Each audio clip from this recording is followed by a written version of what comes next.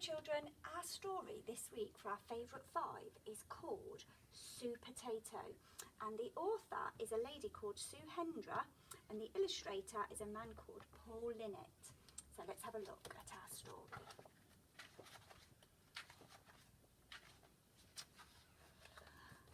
Some vegetables are frozen for a very good reason.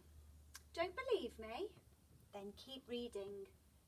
It was night time in the supermarket and all was quiet, but crash, bang, something had escaped from the freezer. Something small and round and green. Something looking for trouble. Big trouble. Help! Help! Cried Carrot. I'm stuck to the conveyor belt. Ah! Cried Broccoli. Someone's drawn on my face. Huh! Cried Cucumber. Who was doing this? And was there anyone who could help these vegetables in distress? Supertato to the rescue. He used his super speed. He used his super strength. He used a flannel and some soapy water.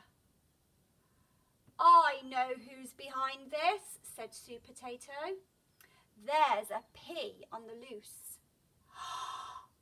Oh no, not a pea, everyone gasped.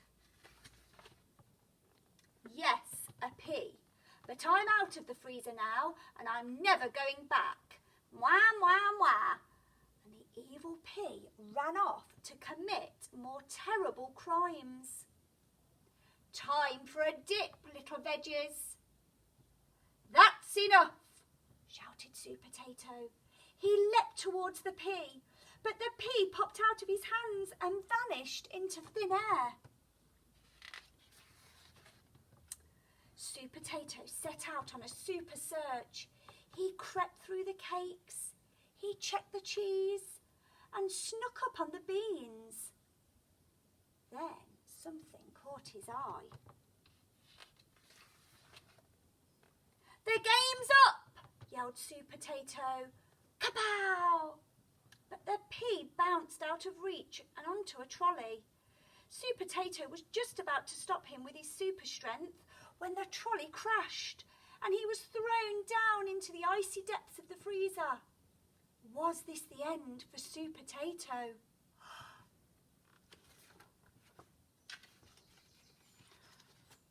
Not quite, but the pea was off his trolley and lying in wait. You're finished, Supertato, he shrieked. But Supertato summoned up all his strength and ran for it. The pea nearly had him at the beans and closed in on him at the cheese. He had cornered him at the cakes. So much for Supertato, screeched the pea. You're about to be mashed potato. Surely this was the end for Supertato.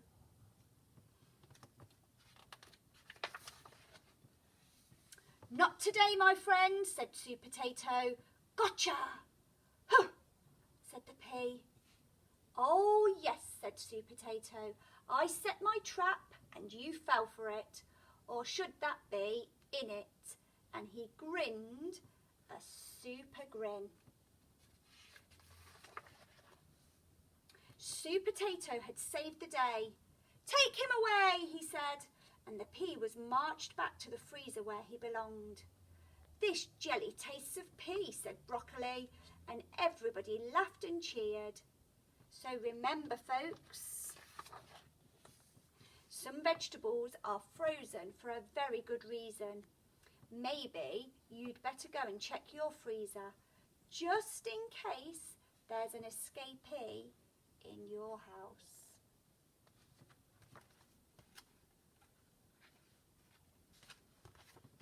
And that's the end of our story, Supertato.